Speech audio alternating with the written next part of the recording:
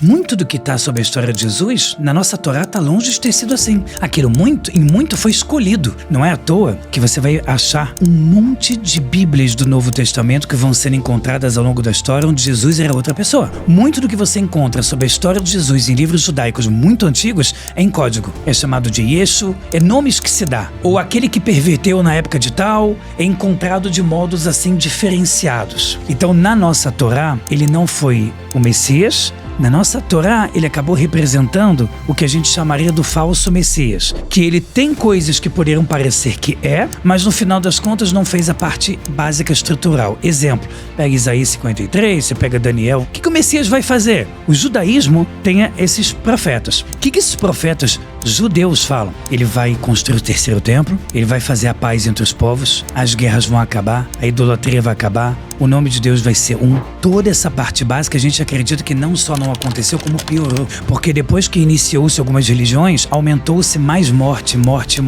Mais ainda ideia em ramificações do cristianismo. Para o judeu não faz o menor sentido você pegar segundo dos 10 mandamentos, que está claro até não poder mais, fazer uma estátua e dizer, tá certo, a gente ainda tirou isso do judaísmo. Então, por isso que é um ponto muito doído. Muito doído até porque você também tem o deísmo. Os judeus mataram Jesus. Que isso é parte da perseguição aos judeus. Mas então vocês acham que o Messias está para chegar? Exatamente. Está próximo? O que está esperando? Tem a ver com o final dos tempos? 100%. A ideia na Torá do Messias é que ele vai vir fazer o que está escrito nos profetas. Construir o terceiro templo, fazer a paz, e que isso vai ser a era final. Uma era de renovação. Uma era onde esse mundo não vai acabar. Muito pelo contrário, ele vai se renovar por uma eternidade. Agora, você tem algumas, digamos assim, alguns gatilhos que começam a chamar atenção. O que a Kabbalah fala muito tempo atrás? Para te dizer que quando o mundo chegar no 6º milênio, que é a partir do ano 5000, em um instante começa o 6º milênio, a gente no judaísmo está em 5.787, quando chegar a partir do ano 5000, os judeus vão começar, que é Jacó,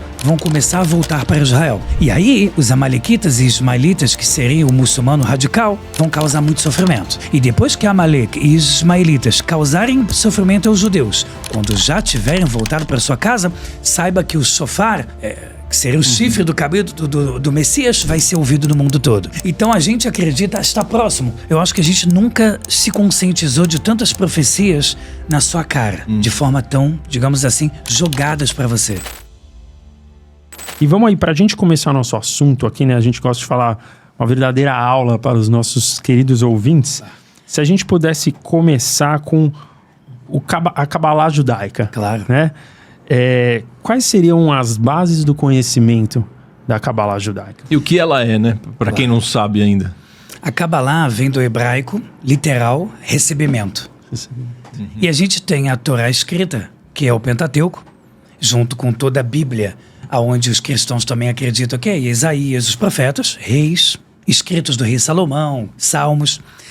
A gente tem a Torá oral, que é o que foi passado de boca em boca, mas inicialmente não era para ser escrito, porque podia se perder parte dos segredos do judaísmo. E existe algo mais profundo ainda, que é a Kabbalah, que é um recebimento que é literalmente de mão em mão. Lembra um pouco, né? Aqui no Brasil eu logo faço a associação com a ideia de maçonaria. Certo. É um segredo que é passado de pessoa em pessoa, quase não se traduz livros. Boa parte do que a gente vê de Kabbalah hoje, como vocês comentaram, a Kabbalah judaica. A Kabbalah é um livro judaico. Mas por que se usa Kabbalah judaica? Porque hoje em dia se dá muitos nomes de Kabbalah para várias áreas, que às vezes nem tem a ver com a Kabbalah original do que está lá. Exemplo, Kabbalah do amor próprio. E tem um livro sobre amor próprio e psicologia, mas o nome está Kabbalah do amor próprio, talvez porque gere mais engajamento, por aí vai. Mas a Kabbalah, ele é um ensinamento da espiritualidade, da alma que existe em cada um dos 613 mandamentos do judaísmo. Ele é a parte espiritual. Ou seja, eu faço isso por uma lógica, eu preciso questionar, mas deixa eu entender o que eu ativo espiritualmente quando eu ajo dessa forma. Como eu medito? O que eu entendo sobre os sonhos? Toda a parte que é oculta, mística, esotérica, ela se encontra na Kabbalah. O livro fundamental da Kabbalah é Zohar, que é o livro do esplendor. No português significaria o livro das luzes. É toda a luz que você consegue compreender, não só através do entendimento, mas através da visão. Então a gente na Torá oral, quando tem discussão entre sábios, e é muito comum no judaísmo a discussão, você fala assim, Tashma, em aramaico, venha e escute.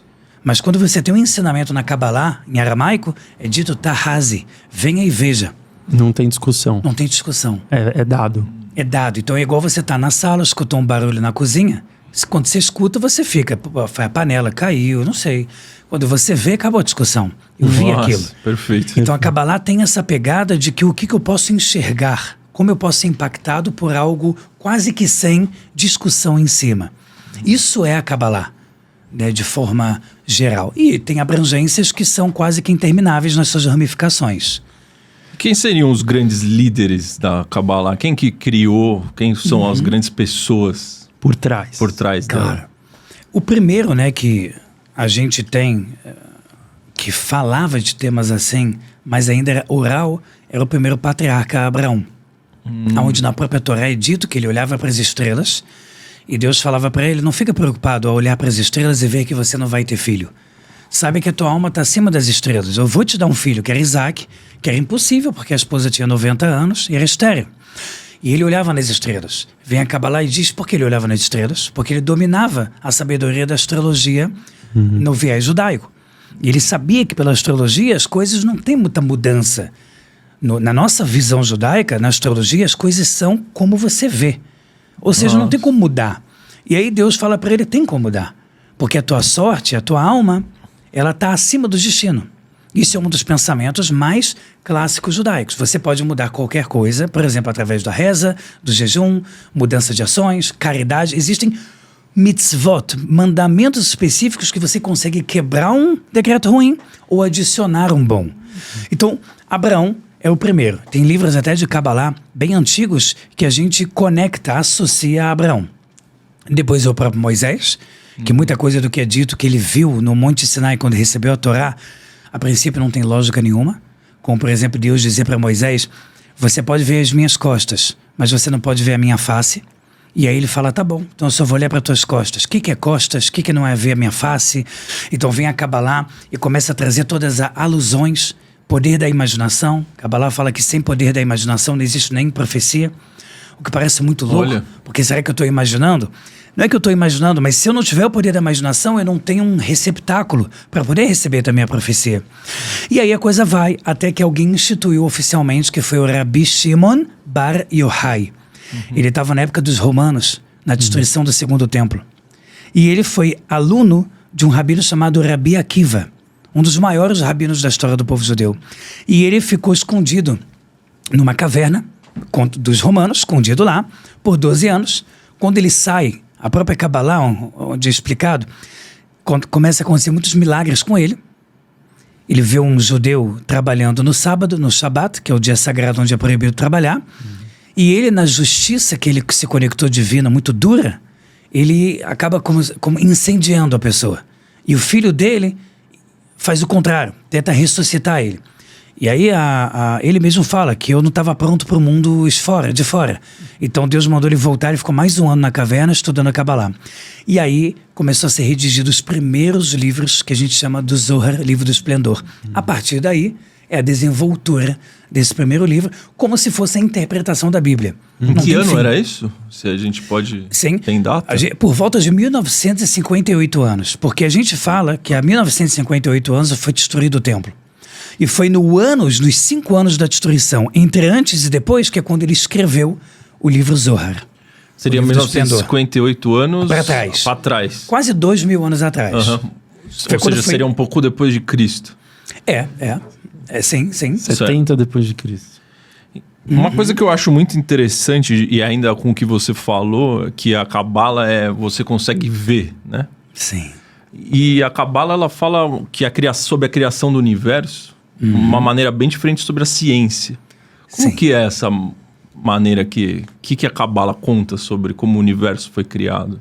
A primeira coisa que é mega interessante falar é que toda a Kabbalah é baseada na primeira palavra da Torá, que é Bereshit, que significa no início. A primeira letra da Torá não é Aleph, que é A. Ela é a B, que é a segunda letra. E tem vários motivos que estão dentro delas especificados um pouco da sabedoria da criação. Primeira letra Beit, que significa 2, lembrando que no judaísmo você não tem números, você tem letras que representam números. Então a numerologia judaica é baseada em letras, como se fosse A mais B igual a C, porque 1 mais 2 igual a 3. Tudo é baseado nas letras. E a letra Beit, ela é número 2, que representa a dualidade. Por isso que logo no início da criação está escrito o céu e a terra, a luz e a escuridão, o bem e o mal, porque Deus ele criou o universo através da dualidade. Só que no primeiro dia, quando Deus fala que foi criado a luz, eu agora falo da Bíblia mesmo, da Torá, não está escrito sol e lua, luz física, só tem isso no 4º dia da criação. E isso é uma mega curiosidade. Como é que você começa e termina um dia se só começou a ter sol, lua e estrelas no 4º dia da criação? Então o que teve no primeiro, no segundo e no terceiro? Um bom ponto. Interessante, aí a Kabbalah fala que na verdade os dias dos primeiros 3, a Kabbalah fala, não eram contados em cima de horas, eram contados em cima do tempo espiritual.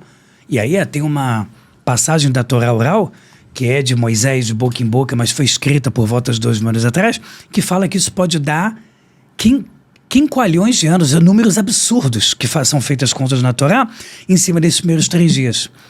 Então a primeira coisa que você tem é o tempo. O tempo no início, a Torá fala que tudo era muito mais devagar. Certo. Isso faz um certo sentido em algum ponto com a ciência do espaçamento entre a Lua e a Terra, que quanto mais próximo você está, mais existe uma convergência entre ambos que faz a rotação da Terra ser mais rápida. Então o tempo ser acelerado.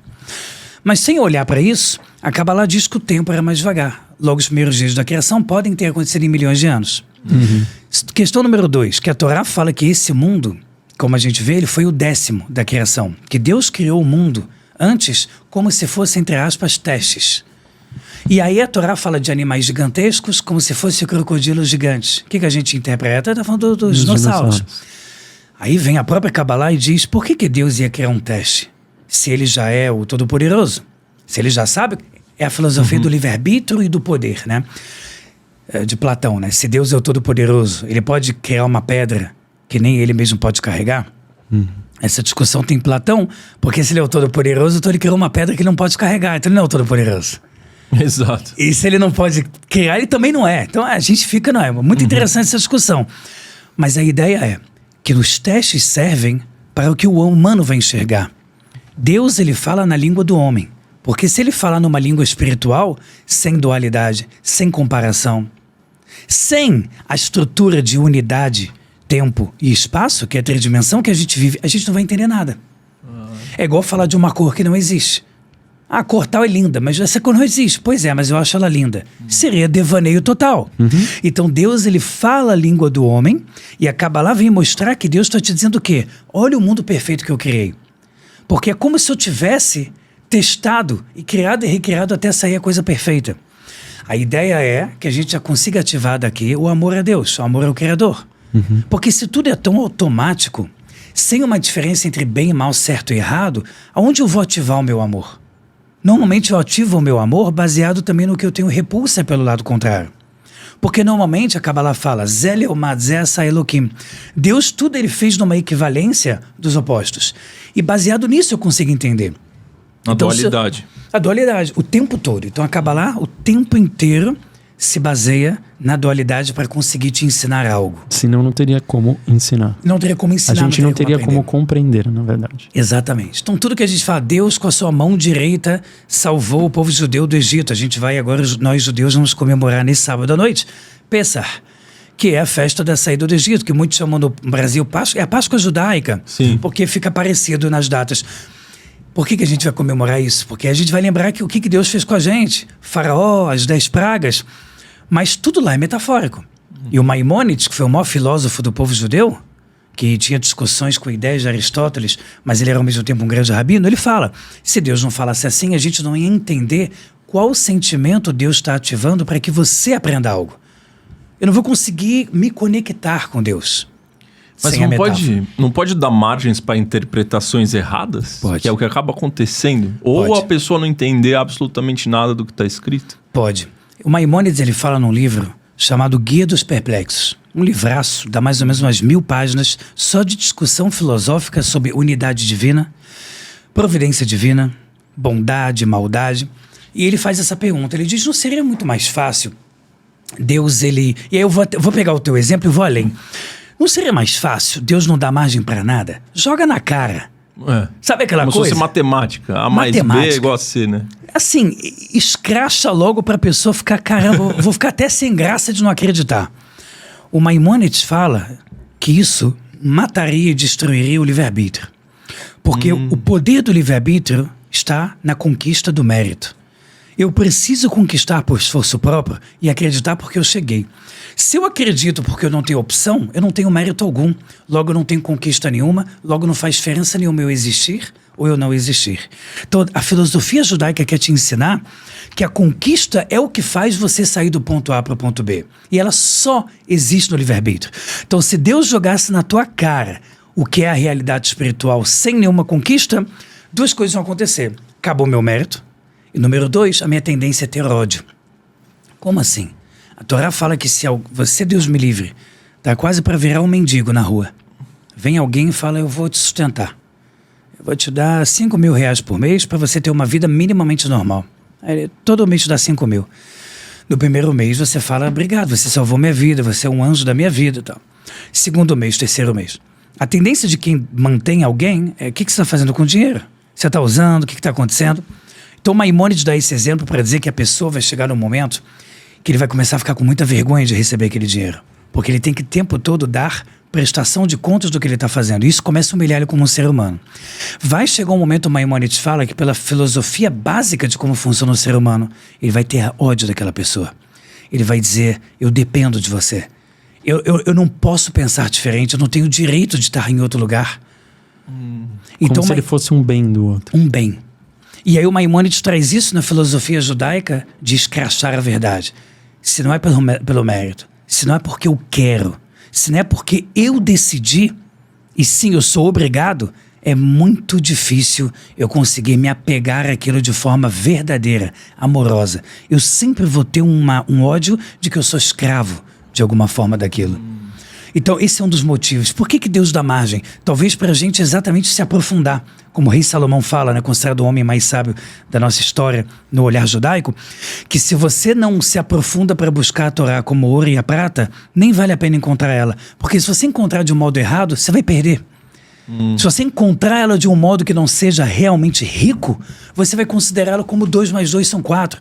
Não vai ter propósito em cima, não vai ter amor naquilo. Vai ser superficial. Superficial. Dado de mão beijada. Dado de mão beijada.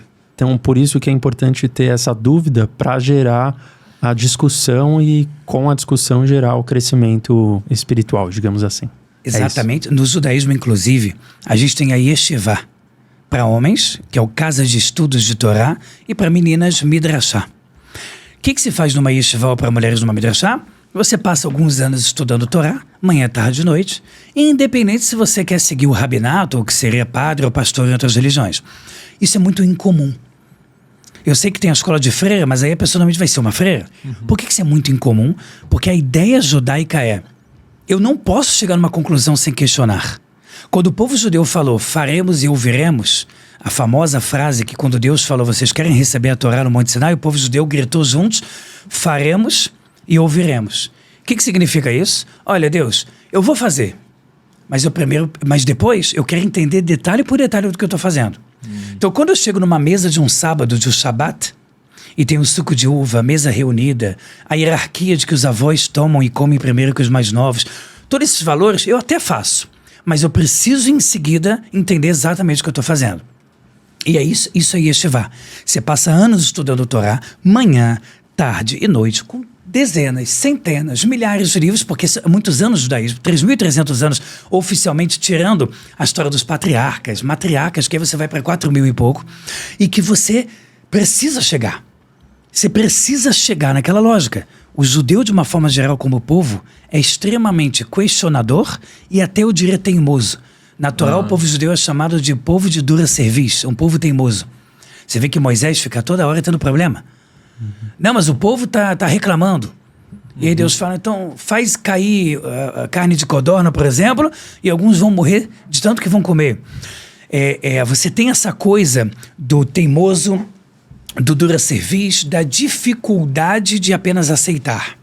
E aí vem um lado da Torá de então aproveita isso e questiona. Tem aquelas conversas de virar à noite tomando uma cerveja e você ir chegando em conclusões aos pouquinhos. A ideia da fé cega, ela é tratada com repulsa no judaísmo. Olha que legal. Não tem outra palavra, é uma repulsa. A ideia de que eu vou chegar para você e vou dizer, e pode ser com qualquer, compare isso com qualquer religião. Se alguém chega para você e diz, se você não fizer isso, você vai para o inferno, isso seria uma coisa tão baixa. É como um judeu religioso escutar agora um funk que só fala, sei lá, promiscuidade e palavrão. É muito baixo. Entendi. Porque eu estou tentando passar por cima do teu sistema crítico e analítico sem respeitar o teu questionamento. Então, por isso que se estuda anos numa yeshiva. Eu quero ser médico, mas estuda 2 anos numa yeshiva. Coreia do Sul é institucionado, né? É algo institucional estudar Torá oral nas faculdades da Coreia do Sul. Caramba. Então, nas escolas, se estuda um pouquinho. É comum que em casas de Coreia do Sul, você dê um resumo da Torá oral em coreano para a família quando nasce um bebê. Eu fico impressionado com isso. Por quê? Porque eles falam, não, assim você vai ficar mais inteligente porque você vai questionar sobre tudo. Mas é a parte judaica que mora na Coreia do Sul ou para todos? 2 coreanos, são 2 coreanos. Todos os coreanos. Depois até busquem assim rapidinho no Google, coreanos estudando Torá oral nas faculdades. Que legal. Porque eles falam, poxa, isso deve deixar eles mais afiados. Por que chama atenção? Porque como é que pode ser que você é 0,02% do mundo e 25 a 30% dos prêmios Nobel são dos judeus? A matemática não bate. A matemática não bate. E alguma explicação tem que ter. E a explicação é um amor muito grande pelo estudo. Por exemplo, no Alcorão, o povo judeu é chamado de povo do livro. Em alguns lugares é chamado de povo escolhido. A ideia não é você ser melhor do que ninguém. Você não é melhor do que ninguém. Mas se você se apega profundamente ao ensinamento e ao estudo, você tem uma camada de proteção muito maior. E por que é incomum, você falou? Não é tão comum ter jovens, pessoas querendo, tanto os meninos ou as meninas, adentrar as escolas. Você comentou que é incomum. Incomum qual caso agora na Coreia do Sul? Não, no Brasil, por exemplo. Esse tipo de coisa não é comum no Brasil. Eu acho que a forma de enxergar a religião no Brasil...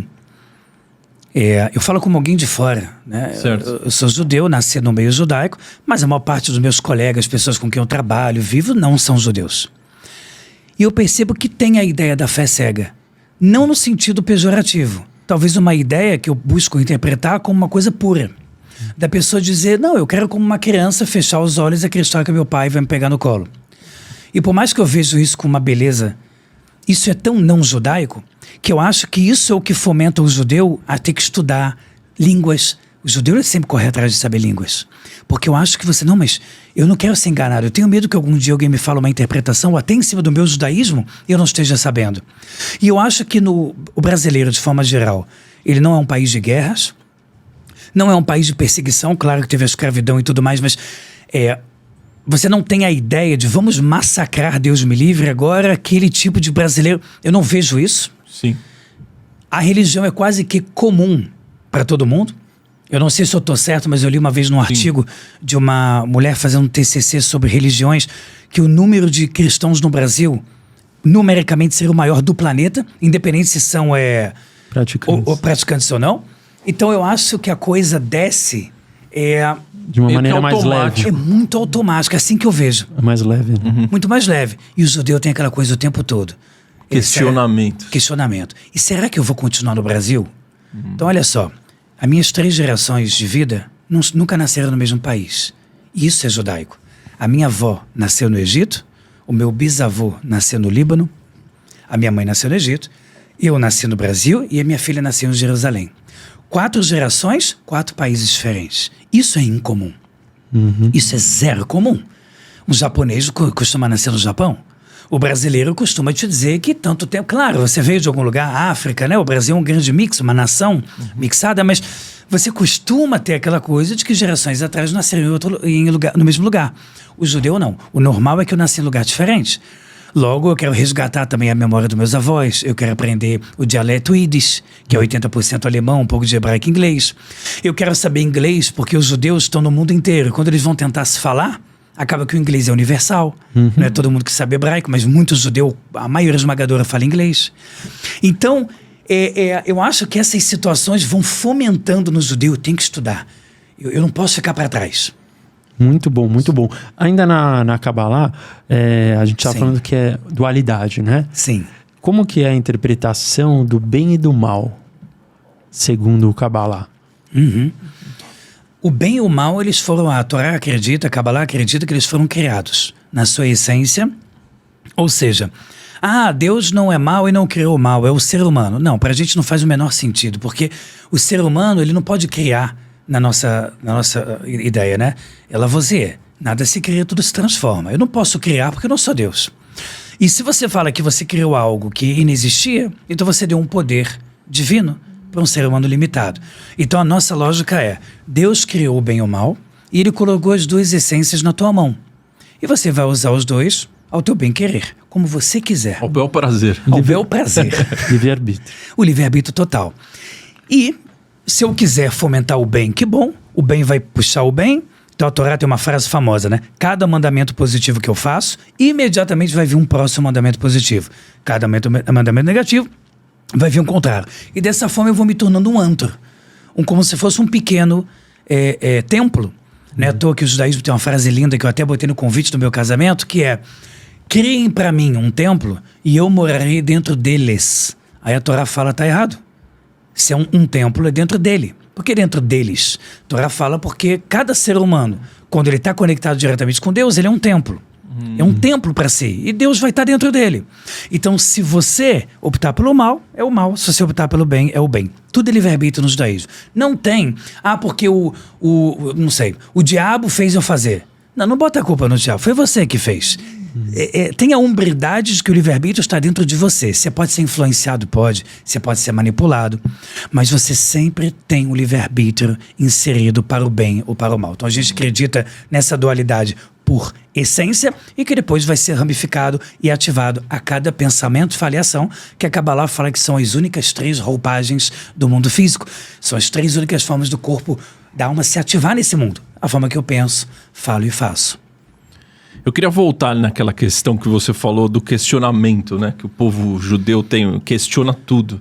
Sim. A gente pode dizer que a dúvida, o questionamento, ele é o alicerce para uma fé maior? Sem a menor dúvida, eu acho que essa pergunta que você trouxe é sensacional. É quase que uma pergunta assim, retórica no judaísmo. Vou te falar uma frase que é muito judaica. Famosa. Um bom rabino vai costumar te responder com uma boa pergunta. A ideia é que você tem que responder sim, você tem que fazer afirmações, mas a resposta em forma de pergunta, ela nunca vai terminar o laço do pensamento. E a resposta que tenta definir, ela normalmente tenta emparedar, né? Colocar aquilo num pacote pequenininho. Quando, na verdade, a espiritualidade, por si só, não é limitada. Na maior parte das religiões. Então, por que eu vou definir o tempo todo? Por exemplo, se eu fizer isso, eu vou para o inferno? Sim, inferno. Isso não é muito judaico. Entendi. Tanto que no judaísmo a gente fala que inferno não existe. A ideia de Jardim do Éden, como é pensado de forma geral no Ocidente, por muitas vezes a gente não acredita, porque seria, na nossa visão, seria ridículo você dividir assim. Pois é, ele era um bom ser humano, mas ele traiu. Tchau pra você, andar de baixo. Esse cara fez isso, mas ele aceitou Deus, ou na religião cristã, tá 1 segundo de morrer. Céu, esse é bom. A gente busca não gostar de pensamentos assim, porque é tentar tornar físico e material a espiritualidade. Eu vejo isso como rabino, o judaísmo vê isso como um pensamento pequeno. Em vez de você tentar se deixar levar para a espiritualidade, você tenta botar a espiritualidade no teu quadradinho. Isso é tão pequeno. Sensacional, hein? Muito bom. A gente pode entrar no Torá? Por favor. A gente começou com a Kabbalah judaica, certo? Sim. Que é essa parte mais mística, digamos assim, certo? E quando a gente entra na Torá, né? Quais seriam aí se é que dá para elencar, né? Os ensinamentos mais conhecidos ou talvez mais relevantes? E o que seria, né? Como que foi escrita? A Torá é a Bíblia judaica, certo? A Bíblia judaica. Você fez uma pergunta bem difícil. Ela parece super simples, mas ela é muito difícil porque o judeu ele tem dois momentos, existem duas definições quando ele fala, vamos sentar para estudar a Torá. Existe a ideia da Torá, Pentateuco, o rolo da Torá, que Moisés escreveu no Monte Sinai e foi dado ao povo de Israel no deserto há 3.300 anos. E existe, vamos estudar a Torá no sentido de vamos estudar a espiritualidade judaica, sendo qualquer coisa. Pode ser um dos 24 livros da Torá escrita, que vai desde de Gênesis até Salmos, Eclesiastes, Provérbios, que são os reis que a gente conhece da Torá. Ou você vai estar falando desse aspecto mais, então, literal, né? O livro daquela forma. Lá tem 613 mandamentos. Então, elencar não é tão fácil. Mas se a gente quiser fazer um resumão, são 10 mandamentos. Os 10 mandamentos, eles são considerados para o judaísmo a base para uma sociedade viver bem. Seriam os 10 mandamentos diferentes? Os mesmos que são famosos. São iguais. O que está no cristianismo normalmente, que a gente chama de Velho Testamento, 99%, tirando traduções que a gente não concordaria, mesmo respeitando, é a Torá. E os 10 mandamentos é a mesma coisa. Certo. Então, honrar pai e mãe, servir o sábado, porque você tem que ter um dia para parar. Então, isso é a base que a gente elencaria. Inclusive, é muito legal que se você olhar lei romana, lei inglesa, você vai olhar muito do que é chamado no Brasil a cultura judaico-cristã. Por que é tão falado isso? Porque muito do que está na Torá e nas discussões da Torá oral viraram lei. Só que a gente falava disso espiritualmente há muitos anos. Claro que você tinha Hammurabi, pessoas sábias demais, Egito Antigo, muitas pessoas sábias. E um desses povos que gostava de tentar entender, isso é legítima defesa ou é assassinato? Em mínimos detalhes, há milhares de anos. Agora, se a gente quiser resumir mais do que os 10 mandamentos, existem duas frases que são muito poderosas no judaísmo. A primeira é, ama o próximo como a ti mesmo. Ela foi falada pelo Rabi Akiva e pelo Hillel Azaken, um filósofo do povo judeu que veio há milhares de anos e que alguém uma vez disse para ele, se eu quiser me converter ao judaísmo, que é uma possibilidade, qual é a frase que você diria num pé só? É o tempo de ficar num pé e acaba caindo o segundo pé. Ele é o meu próximo como você mesmo, porque toda a ideia dos mandamentos é chegar lá. A segunda frase que é muito famosa, que até uma vez no TV Cultura o Haddad falou, só que falou a fonte errada, que é aquele que salva uma vida é como se salvasse o mundo inteiro. Que é uma frase também famosa da Torá oral, que ela é muito repetida no judaísmo. Por que é falado isso? Porque Adão foi criado como um só.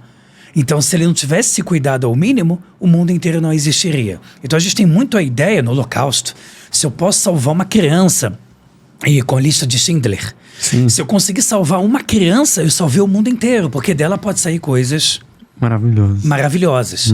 Então, essas são duas frases que elas representam muito o judaísmo. E terceira, talvez, bom, dá para falar sem parar, mas a terceira é a caridade salva da morte.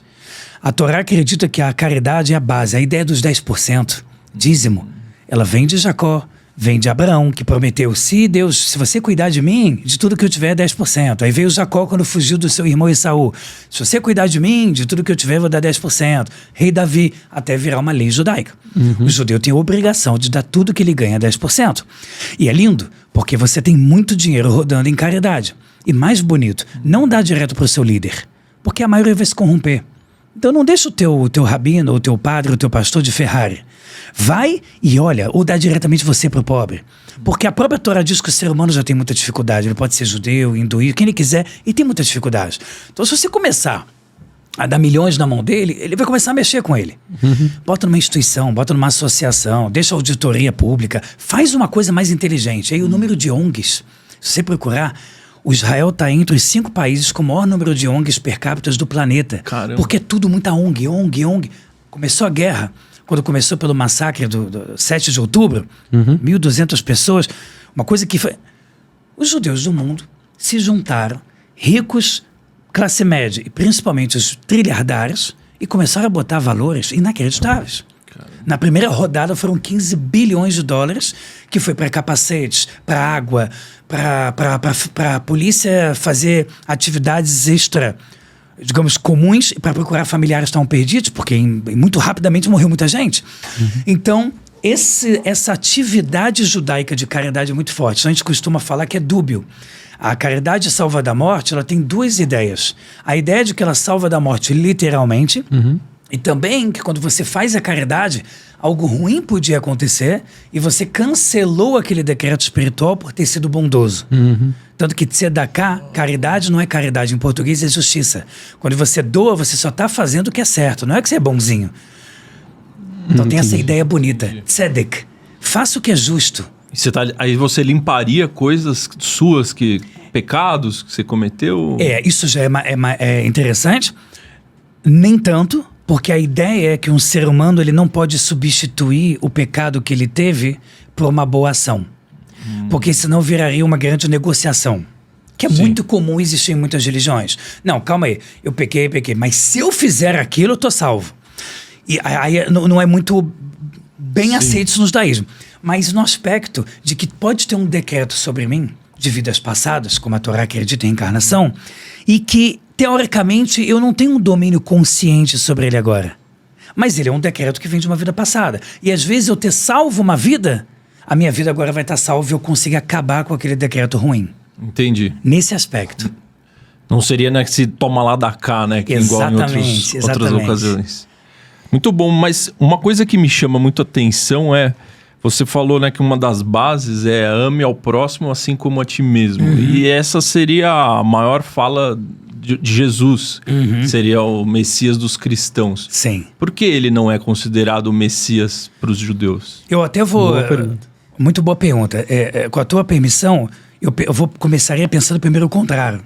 Por que Jesus falou essa frase? Porque ele era judeu.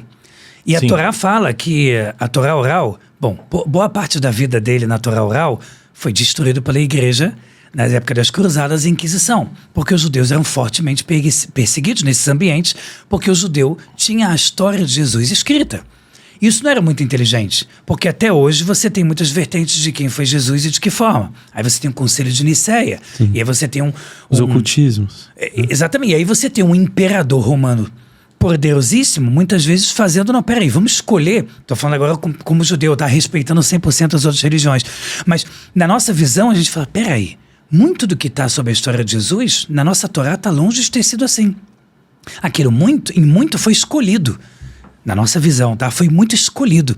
Não é à toa que você vai achar, se você fizer uma busca rápida, pode ser Google ou Google Acadêmico, você vai encontrar um monte de Bíblias do Novo Testamento que vão sendo encontradas ao longo da história onde Jesus era outra pessoa. Você, assim, enquanto a gente está conversando, você der um Google, de acordo com, por exemplo, um Novo Testamento que foi encontrado de validade de quase 1500 anos atrás por Carbono 14, que eles mediram, Jesus não era nem Messias, era considerado pecador. E que a igreja falava que era blasfêmia e não podia ler. Então a gente acredita que isso foi muito mais escolhido do que vivido. Por que a gente se sente no direito de falar isso? Porque ele era judeu. Ele estava na época do Segundo Templo. De acordo com a Torá oral, ele estudava numa yeshivá. Ele tem a história dele. Só que 80% em média, a gente acredita porque a gente não sabe o que perdemos. Mas em média a gente acredita que 80% da história dele não está mais com a gente. Muito do que você encontra sobre a história de Jesus em livros judaicos muito antigos é em código. É chamado de Yeshu, é nomes que se dá. Ou aquele que perverteu na época de tal, é encontrado de modos assim diferenciados. Certo. Então na nossa Torá, ele não foi o Messias, na nossa Torá ele acabou representando o que a gente chamaria do falso Messias, que ele tem coisas que poderiam parecer que mas no final das contas não fez a parte básica estrutural. Exemplo, pega Isaías 53, você pega Daniel, uns últimos capítulos, o que o Messias vai fazer? O judaísmo tem esses profetas. O cristianismo e o islamismo também acreditam em Isaías e Daniel. O que esses profetas judeus falam? Ele vai construir o terceiro templo, ele vai fazer a paz entre os povos, as guerras vão acabar, a idolatria vai acabar, o nome de Deus vai ser um. Toda essa parte básica a gente acredita que não só não aconteceu, como piorou. Porque depois que iniciou-se algumas religiões, aumentou-se mais morte.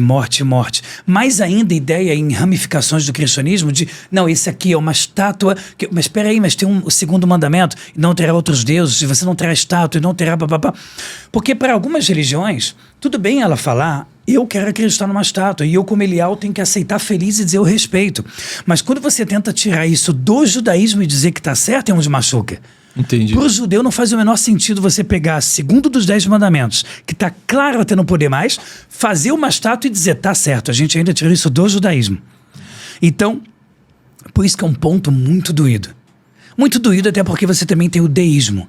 Os judeus mataram Jesus, que isso é parte da perseguição aos judeus. Exato. Até João Paulo, não sei se foi João Paulo II, se não me falha a memória, que foi o primeiro a pedir perdão em nome do Vaticano, dizendo a gente sabe que foi Roma. A gente sabe que não fazia... Roma comandava, não faria sentido nenhum vocês terem um tribunal, porque eles eram totalmente comandados pelos romanos. Então ele foi o primeiro. Antes disso era muita dor. Ele foi o primeiro a admitir. Se você vai no Museu do Holocausto, você vai encontrar imagens até não poder mais da Igreja Católica assistindo assim, quase que de camarote, os judeus sendo mortos que nem bicho. E houve um silêncio. Eu não estou dizendo 2 cristãos do mundo. Cristãos hoje em dia, principalmente evangélicos, estão numa amizade atual, até por causa de questão de ideologia de direita e esquerda, inimaginável, maravilhosa. Mas você tem essas dores. Vocês mataram Jesus. Jesus era judeu, tentou salvar, vocês não deixaram. E por aí vai, sabe? Por aí vai.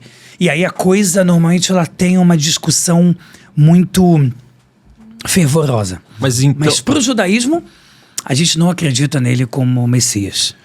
Mas então vocês acham que o Messias está para chegar? Exatamente. Está próximo? O que está esperando? Tem a ver com o final dos tempos? 100%. A ideia na Torá do Messias é que ele vai vir fazer o que está escrito nos profetas. Construir o 3º templo, fazer a paz e que isso vai ser a era final. Uma era de renovação. Uma era onde esse mundo não vai acabar. Muito pelo contrário, ele vai se renovar para uma eternidade.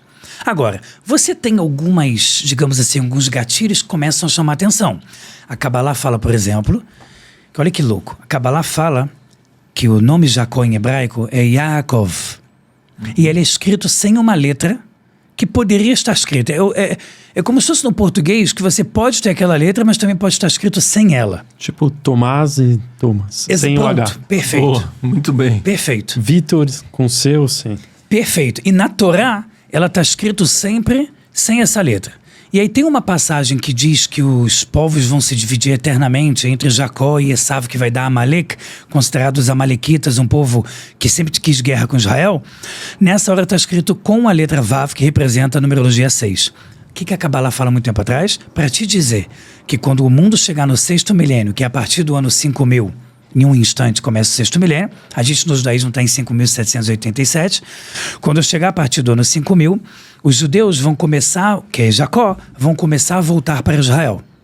E aí, os amalequitas e ismaelitas, que seriam o muçulmano radical, não o islamismo como um todo, mas o radicalismo terrorista, vão causar muito sofrimento.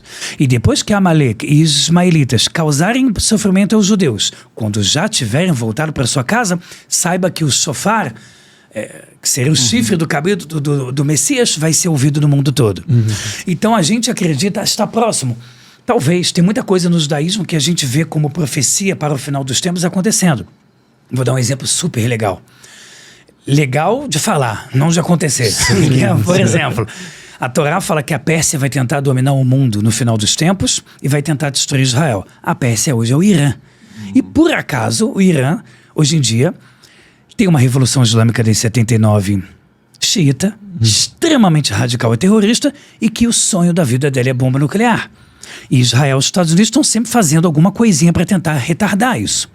E o Israel vive gritando, morte a Israel. Quando a gente tiver, a gente vai acabar com Israel. E você pensa, poxa, se tivesse escrito na profecia Iugoslávia vai tentar destruir Israel, fala, caramba, passou longe. Mas dizer que a Pérsia, no final dos tempos, vai tentar destruir, a Pérsia é o Irã. Os persas não são árabes. Eles são persas. Sim. A religião é a mesma, mas eles são de outro povo. Então, começa a bater muito. Começa a dar bons indícios. Bons indícios. Voltar para Israel, a gente está 2.000 anos fora de Israel. A gente só voltou em 1948, depois do Holocausto. E aí você encontra numerologias falando isso. Então eu acho que a gente nunca esteve tão próximo, acho que é uma frase meio óbvia. Porque o tempo passa. Mais passa, né? Mais perto estamos. Exatamente. Eu acho que a gente nunca se conscientizou de tantas profecias na sua cara. De forma tão, digamos assim, jogadas para você. Que outras profecias a gente pode esperar para acontecer nos próximos tempos? Porque no cristianismo muito se fala que no Apocalipse, né, para os cristãos é o Apocalipse. Já para os espíritas seria um tal da transição planetária. E como a gente conversa com pessoas aqui de diversas vertentes, eu e o Ricardo aqui, a gente fala, pô, no fundo tá todo mundo falando a mesma coisa. Parece que tudo se conecta. Verdade, faz todo sentido. Tem outras profecias que vocês estão esperando para acontecer? Tem uns até detalhes, acontecer a volta, a chegada, né? No caso de vocês. Então, tá cheio de detalhes. Por exemplo, tá escrito na Gemara em Sanedrin, que é um tratado da Torá oral sobre justiça, que é dito que a natureza ela vai florescer em Israel na mão dos judeus. E os judeus vão começar a ter mais sucesso em Israel. Ficamos 2000 anos fora.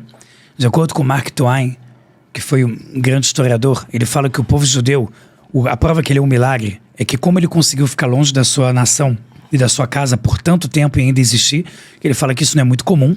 Se você pega uma tribo de índios e joga eles agora para a área urbana, normalmente acaba em 10 anos. Como é que você está 2000 anos, o hebraico se mantém, a Torá, o rolo da Torá? Muito detalhe.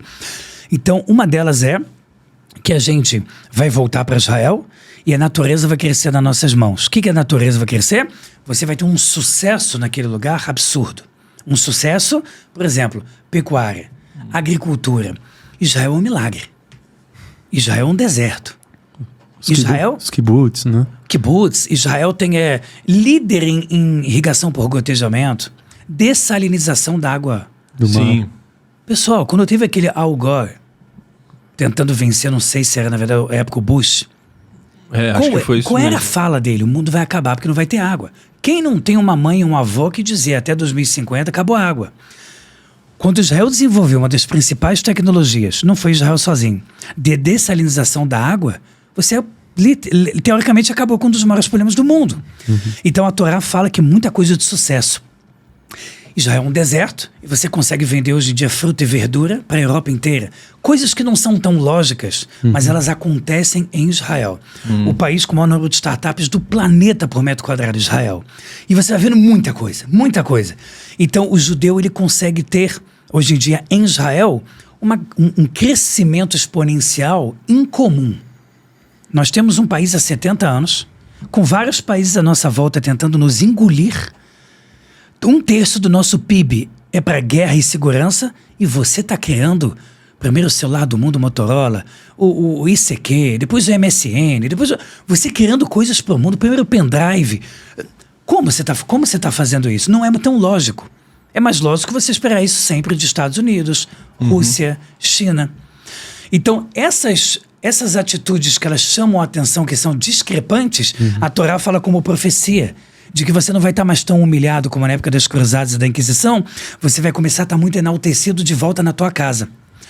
Água que sai do muro de lamentações, são casos que acontecem de vez em quando que você vai ver água sendo jorrada pelas pedras, tentativa de destruir o muro das lamentações, mas ele nunca vai cair.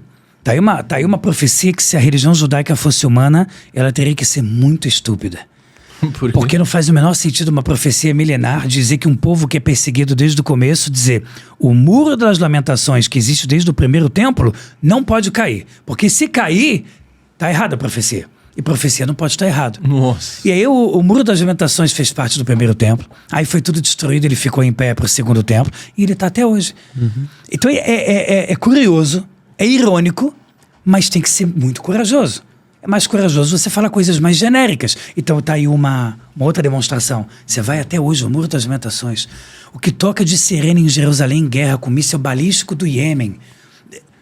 E quando cai, não é ali. Então isso tudo chama muito a atenção de coisas que vão ser, que vão preceder a vinda do Mashiach. E como que o Torá entende o propósito? Por que essa é a nossa dúvida, né? Propósito da vida. O propósito da vida, Porque como que ele entende o propósito, né? E se tantos anos de sofrimento do povo, né, judeu, se isso está relacionado com simplesmente... não é simplesmente, você entendeu meu ponto de posicionamento. Se é de fato algo que acontece com outros povos querendo... tirar vocês, né, da face da terra, ou se de fato pode ter a ver com algo relacionado ao propósito. Sem a menor dúvida, não, nosso judaísmo tem. Então, primeiro, né, que como a Torá enxerga o propósito. O propósito, ele começa a partir do ponto que você vive. Primeiro uma coisa, eu vou falar uma coisinha menor, digamos assim, mais emparedada para a gente aumentar. Primeiramente, pelo pão do mérito e não o pão da vergonha. Quanto mais eu vivo meu livre-arbítrio numa essência, onde eu busco a espiritualidade, onde eu busco fazer o bem, porque eu entendo o motivo pela qual eu fui criada, eu faço parte do propósito. Porque Deus, ele me criou para me amar, mas para me fazer bem. Porque um pai quer o bem do filho. Se eu conseguir entender isso e devolvo, ou seja, dou muito orgulho para Deus e faço o que Ele espera de mim, eu vivo o propósito. Você faz parte do propósito. Eu faço parte do propósito. E o que Ele espera de você? Essa que é a dificuldade. Você primeiro vai ter o lado mais humanista, que é que você seja uma pessoa boa, faça o bem, não tem inveja, proibições gravíssimas da Torá, os 10 mandamentos, você não vai cobiçar, você não vai fazer isso, você não vai ter inveja, você não vai fazer idolatria.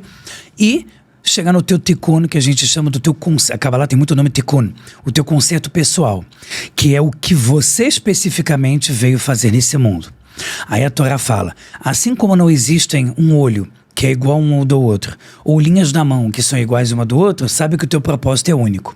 E aí você tem então um propósito geral, que é o que estamos fazendo como humanos no mundo, independente de quem você é, judeu ou não, e o que você especificamente veio fazer que ninguém pode fazer no teu lugar. E aí muitas vezes está atrelado a uma profissão, ou a um trabalho voluntário, algo que você vai fazer a diferença no mundo e vai ajudar a trazer mais luz e que ninguém poderia fazer isso. A não ser você. A não ser você. Essa coisa da unicidade na criação. Toda hora, como Adão foi criado sozinho, você também é um só no mundo. Então o que Hashem quer de mim? Você tem a geral e a pontual. Muito legal. Todo mundo tem um dom, será? Então, Deus deu para todo mundo um talento que ele pode ser útil ao mundo? Eu acho que é muito boa a tua pergunta, porque a pergunta é: o meu propósito precisa ter a ver com um talento específico ou não? Inicialmente, a lógica diria que sim. Porque se eu tenho que fazer algo diferenciado, eu preciso de uma estrutura também diferenciada. Mas tem o outro lado. Qual que é o outro lado? Muitas vezes, baseado em vidas passadas, ou no que Deus quer que você conserte, você vai vir sem aquele talento, você vai vir com aquilo como defeito. Para aquilo ser tão chamativo e buzinar tanto na tua vida, para que você foque tanto naquele ponto, aonde a partir do momento que você retifique aquela característica conquistando um talento, olha que interessante, conquistando, aí não é mais dom, porque dom a gente entende como inerte, né, do nascimento. Neymar nasceu jogando bola. Mas o mais alto nível eu consigo retificar um ponto dentro de mim, que pelo meu mérito vai ter sido muito maior, e a partir dali eu vou fazer a diferença no mundo. De novo, se você nasce inteligente, você não tem mérito nenhum. Essa é a visão judaica. Pessoal, fiquem quietos aqui, porque quem tem memória fotográfica aqui sou eu. Isso pela Torá é ridículo, porque se você nasceu com aquilo, você não tem mérito nenhum. O tempo todo o judaísmo eu conquistei por mérito ou eu recebi? É o tempo todo está em volta. Então, se você tem algo porque você nasceu com aquilo, toma cuidado para não se envaidecer demais, porque você não fez nada para receber aquilo. Seu ego vai te comer ali. Vai te comer, isso vai te fazer muito mal. Agora, se você consegue fazer o contrário, poxa, eu tenho muita dificuldade em, eu vou dizer eu amo comer doce. Sou um apaixonado por doces. E tem épocas que eu exagero mais. Então eu falo, caramba, eu preciso tomar cuidado com isso. Se eu não tomar cuidado com isso, eu vou destruir minha saúde ao longo dos anos. E aí você tenta retificar aquilo, a tal ponto que quando eu estiver do outro lado, que é do vencedor, eu vou poder iluminar de uma forma como quem nasceu com aquele dom não tem aquele mesmo valor. Nossa. Porque na vida a gente tem muito isso, né? A ambição de conquistar, depois a gente tem o tédio por possuir, mas normalmente o valor se encontra em quem conquista e apenas a pena, né? A duras penas.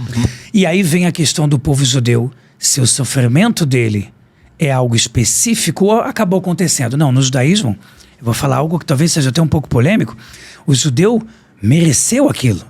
Então, quando você fala, o judeu sofreu na Inquisição, no lugar espiritual, ele sofreu, ele mereceu. No Holocausto, ele mereceu. Por quê?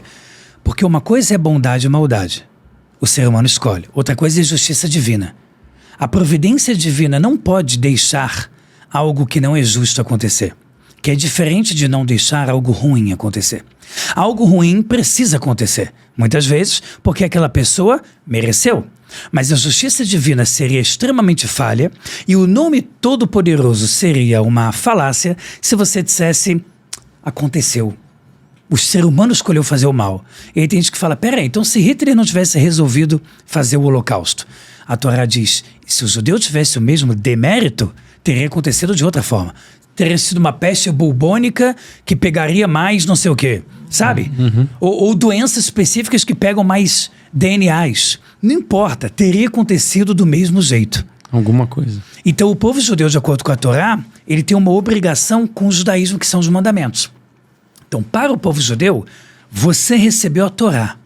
Você está passando para o mundo? Não de converter, que é uma coisa bem legal, que é um orgulho meu judaico. O judaísmo é zero proselitista. Ele é tão zero proselitista que parte do antissemitismo é, vocês são muito fechados. Vocês não deixam ninguém de fora. E aí a gente até ri entre a gente. Se você deixar todo mundo entrar, a gente vai perder a essência.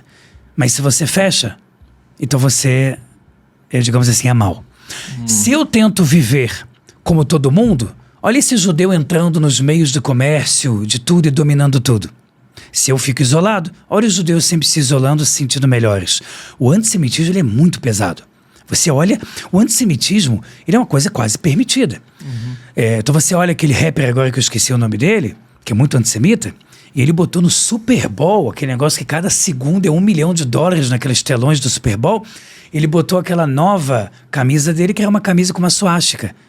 Porque o cara tem muita raiva, eu esqueci o nome dele. O cara tá famoso por isso, ele tem muita raiva do judeu. Então, e o Twitter inicialmente falou, o Toshi, não posso tirar, liberdade de expressão. Mas você vê, caramba, é muito duro, é um ódio muito profundo. Então o judeu ele é meio Flamengo. Você ama ou você odeia. Eu vejo pouca gente no meio termo. Ou é porque que vocês fizeram isso com Jesus, que é a pergunta que eu escuto assim uma vez por semana. Por que vocês fizeram isso? Por quê? Por que não deixou em paz? Ou o outro lado. Eu sou evangélico, eu amo, vocês são um povo muito especial. Tem essa dualidade extrema com o judeu. E por que tem isso há milênios? Mas eu poderia... Exatamente essa pergunta, e quando você foi me contando os valores e os princípios judaicos, me veio muito isso na mente, porque quando você fala que um dom ele não é bem visto nos valores e os princípios judaicos, hoje a mentalidade que impera progressista no mundo coloca como se você fizer parte de uma minoria, é como se fosse um dom. Sei lá, você vai receber cotas e tal. E os judeus, eles são exatamente o contrário disso. Por mais seja uma minoria. Exatamente. Sim. Então é como se fosse uma guerra cultural. É como se os princípios judaicos fossem contra uma ordem mundial atual que está fazendo o antissemitismo crescer hoje. Sim. Você acredita que tem a ver com... Acho que sim. Estou pensando com você, tá? Estou sendo honesto, pensando com você pela primeira vez. Acho que faz sentido o que você está falando, porque você precisa de um bom motivo. Nos judeus, como você é a base de outras religiões, pois você chega, às vezes uma vez eu venho em entrevista com um padre, mas vocês são a base, você acredita que você é a base do cristianismo e do judaísmo?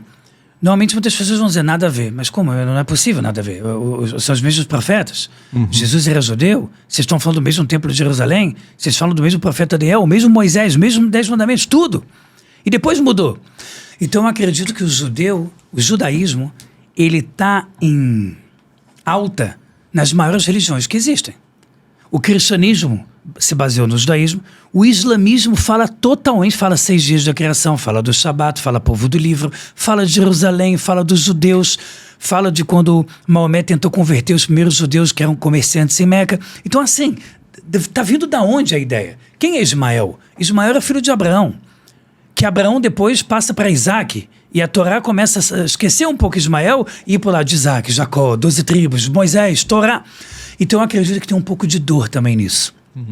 O hinduísmo, por exemplo, não tem nada a ver, por isso que eu não vejo muito hindu antissemita. Eu acho que o hindu não é antissemita porque não tem nenhuma ligação com o judaísmo. Tá entendendo? Não tem nada a ver, então não tem por que ficar com raiva. E por aí vai. Você vai pegar talvez religiões africanas que você perguntar o que é judeu lá na África, eu não sei. Mas o cristianismo e o islamismo vieram historicamente. Então isso também dói. Como é que eu posso vir de alguém e eu ser o original? Então eu acredito que isso gera ódio, que não é à toa que gerou muita perseguição. A peste bubônica, a culpa era dos judeus. Você estuda isso em livro de história. Na peste negra, a culpa era dos judeus. Depois o que descobriram? Que os judeus tinham ritos de lavar a mão antes de cada refeição, antes de cada comida, lavar os pés.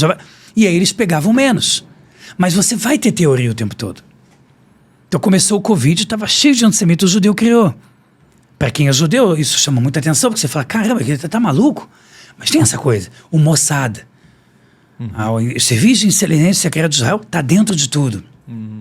Tem essas teorias de conspiração que são muito fortes. E eu acho que até hoje muita gente acredita. Como que o povo judeu ele enfrenta esse ódio, essa intolerância na questão espiritual? Como que faz para isso se blindar? Se blindar. Isso até conecta com o que você tinha perguntado, né? Que você também falou.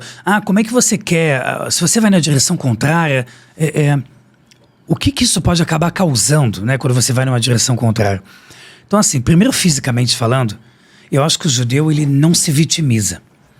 É impossível falar de povo judeu e não falar de perseguição.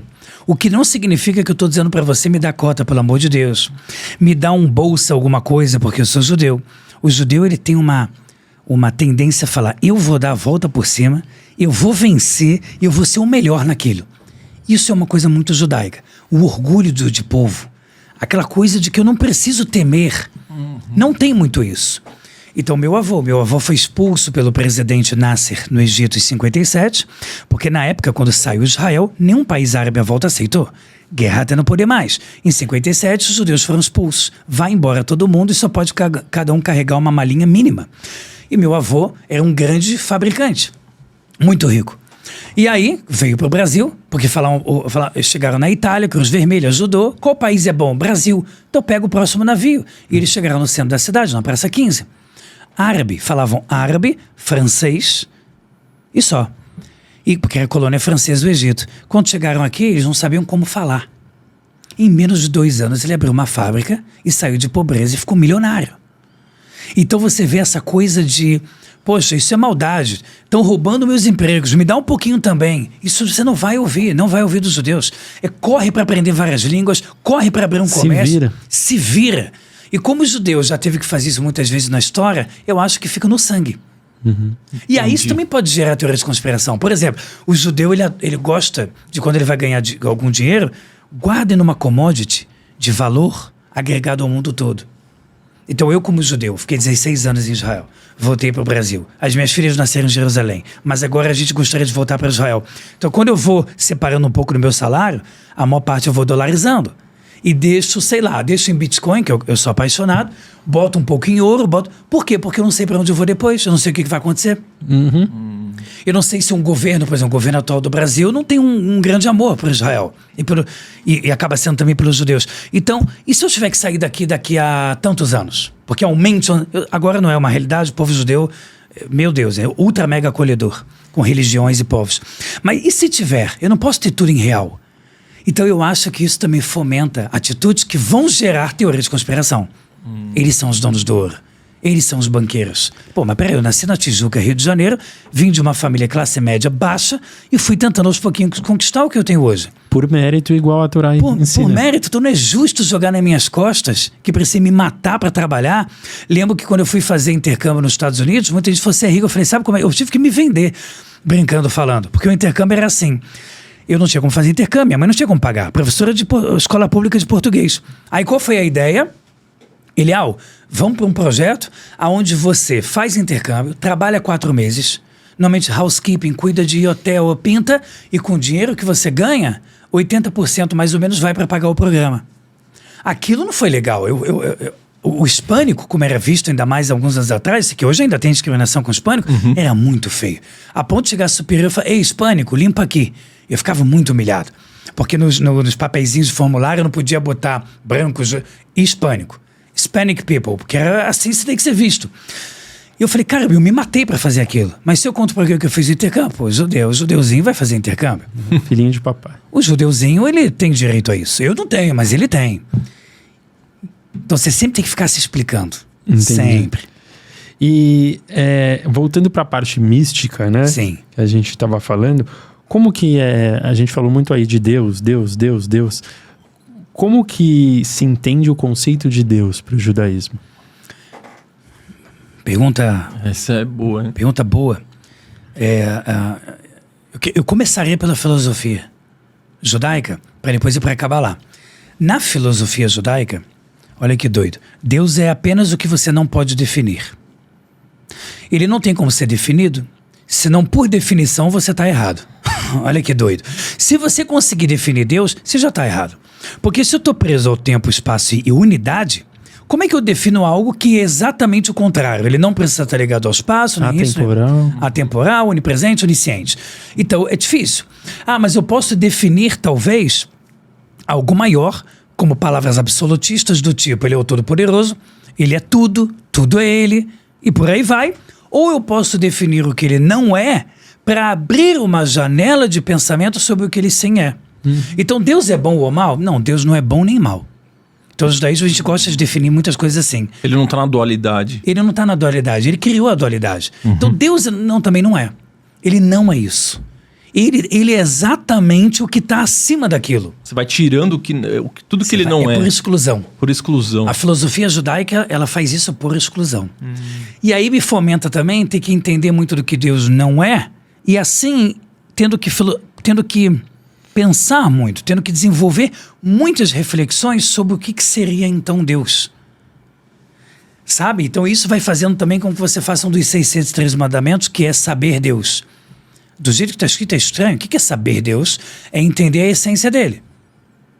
E aí, se a essência dele é tudo e tudo é ele, ao passo que eu vou entendendo o lado mais profundo, aí, por exemplo, aonde está a essência das coisas? Aonde está a essência das cores? Aonde está a essência da alma? Quanto mais eu tento ir para a fonte e entendo o caminho entre a fonte até a ramificação, eu acabo entendendo um pouco melhor o que seria Deus. Misticamente falando, são as 10 sefirot.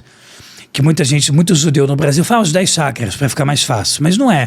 Os 10 sefirot são as 10 ferramentas, que é muito legal, que tem até a teoria das cordas, que iniciou-se por alguns físicos, que bate muito com algumas ideias judaicas. Física quântica? Física quântica. Que quando você fala da teoria das 10 ferramentas, é o que Deus utilizou para criar o mundo.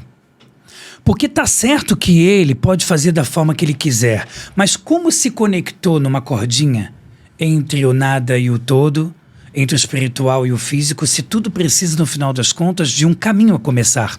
A partir do momento que Deus criou, imediatamente houve tempo, espaço e unidade.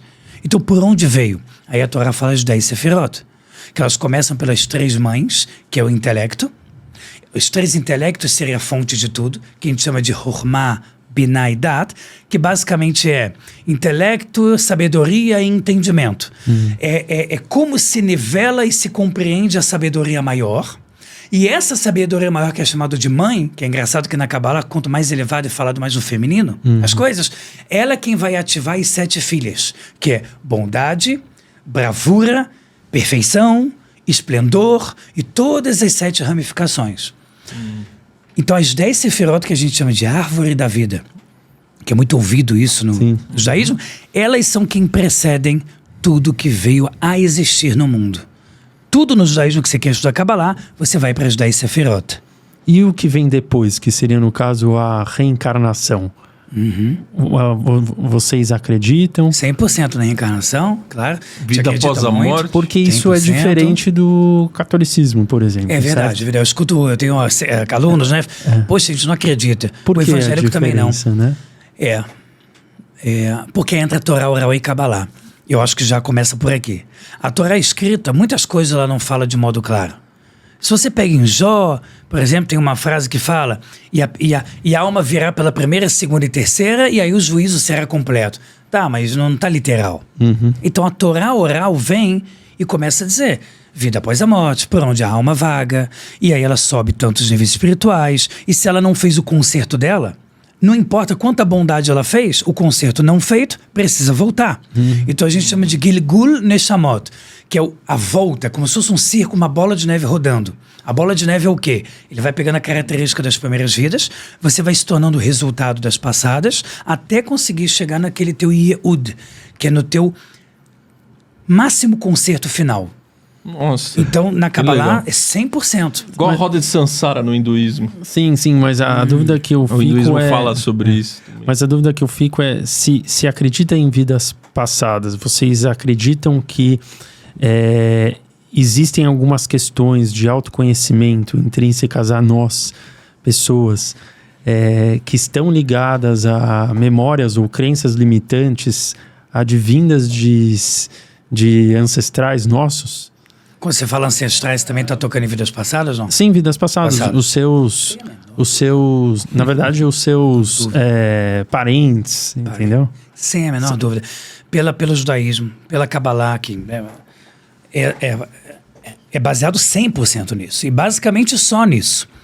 Como é que a Kabbalah começa a te explicar? Ela fala que Adão, como o primeiro homem do mundo, quando ele comeu do fruto proibido, quando ele não assumiu a culpa e jogou na esposa, quando Deus perguntou para Adão, por que você comeu? Foi a esposa que você me deu. Aí a Torá fala, caramba, ele tinha pedido uma esposa, né? A Torá fala em Gênesis para todo mundo português, hebraico, ele não encontrou nenhum par dentre todos os seres, te pediu uma esposa, e ele recebe e vai lá, a primeira coisa que ele faz, em vez de assumir, jogar a culpa. Então a Torá e a Kabbalah falam de várias coisas que foram acontecendo, que a Torá diz que depende de aonde a tua alma, a tua e a minha estavam, nesse corpo maior, é o que a gente veio consertar nas vidas que vem. Será que eu estava na boca, que não assumiu o pecado e comeu do fruto proibido? Eu estava na mão? Em que parte desse corpo maior, que a gente chama de Adama Kadmon, o homem antigo, que é uma forma de chamar pela Kabbalah, o primeiro ser espiritual da qual todas as almas estavam dentro dele, de todos os povos.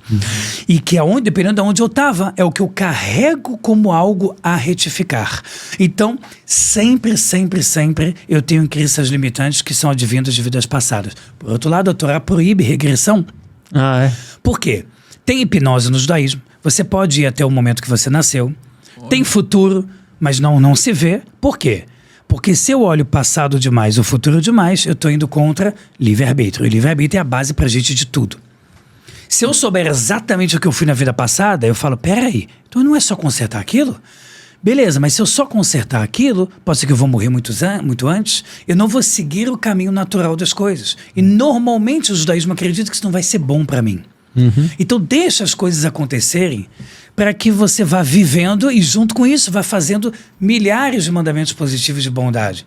Ao passo que se eu só concluo o que eu vim retificar e vou embora desse mundo com 30 anos, eu não vou poder ter aquela vida longa até os 80 que eu faria tanta coisa boa onde minha alma se iluminaria até não poder mais. Perfeito. Então a gente morre de medo de saber o que foi na vida passada, por mais que tá tudo bem. E é bom questionar, por exemplo, memórias. Aquela coisa de, eu sinto que na vida passada eu morava num deserto. Eu escuto muito isso. Eu sinto que quando eu fui para um lugar no mundo, qualquer um que seja, eu já estive lá. Eu conheci até o cheiro.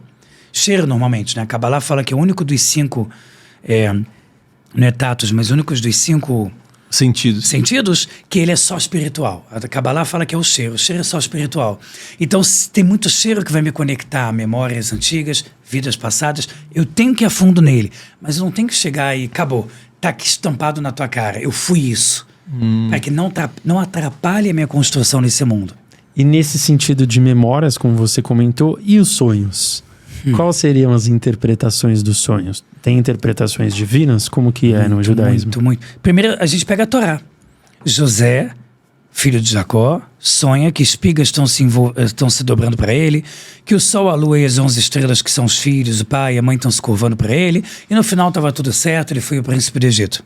E você vê isso quando José estava preso numa prisão do Egito, e veio um egípcio e falou, eu sonhei com isso, e outro falou, eu sonhei com aquilo, acabou que o que ele sonhou aconteceu, no final das contas ele virou o interpretador de sonhos do faraó, com as vacas gordas, vacas magras, até que ele virou o príncipe do Egito, e o faraó falou, tirando a minha casa e a minha esposa, tudo no Egito é teu.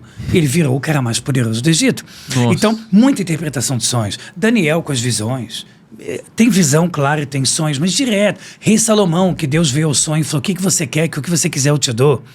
E ele podia escolher riqueza, mulheres e me dar sabedoria para distinguir o bem e o mal. Aí Deus falou, então eu vou te dar tudo junto.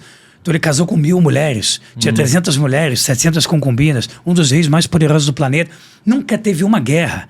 E aí o nome dele, Shalom, de Shalom, que é paz. Então tem tudo isso. Interpretação de sonhos é muito pujante no judaísmo. E a Torá fala que você tem 2 tipos de sonhos. O halon, primeiro, como é que fala sonho em hebraico? É halom, com M mudo. Primeiro nível de sonho, halon, que significa uma janela. O primeiro nível de sonho é janela, que é mais ou menos a explicação freudiana, que é tudo que você pensa pode acabar sendo revivenciado nos sonhos como várias formas. Formas de se entender, formas de vivenciar multiplicadamente vezes o teu medo. E isso pode te ajudar numa terapia para você se entender melhor. Ou seja, ele é uma janela. Ele é um reflexo como um ar que entra nas portas, que é muitas vezes o teu pensamento, e depois eles precisam ir embora. Então, às vezes eu suei um pouco à noite, eu fiquei um pouco agitado, porque eu precisei me limpar daquele sentimento de medo. Certo. Isso é o janela. E o segundo a gente chama de helmon, que é a gema do ovo. Enquanto não abro um ovo, eu não consigo saber o que tem dentro. Então a Kabbalah fala que ele é o lado misterioso, que ele vem de mundos superiores, como sinal, como um falecido que veio falar comigo em sonho, como algum tipo de premonição, e que aí tem várias regras. Por exemplo, se eu sonho repetidamente, de modo repetido, mais chance de ser verdadeiro e ter foco espiritual. Então, quando a gente fala sonho verdadeiro, todo sonho a princípio poderia ser verdadeiro, mas eu digo com repetição. Viés, mais que isso, no sentido que ele vai te trazer uma mensagem espiritual. Porque 99% dos sonhos também, entre aspas, são verdadeiros porque eu estou sonhando o que eu sinto. Mas eles não têm verdade no aspecto de te dar uma informação para a tua vida. Ele foi só o que eu pensei. Então a Torá acredita que a maioria esmagadora, não se fala em porcentagem, mas a Torá diz que a maioria esmagadora é reflexo do que eu penso e sinto, e uma minoria que é sonhos que se repetem, sonhos com falecidos que você não vê o corpo dele inteiro, ou que ele está com roupas específicas, como branco ou cinza, que normalmente são contrários. Roupas brancas e sorriso é para dizer que está bem, cinza e roupa rasgada é para dizer que está mal.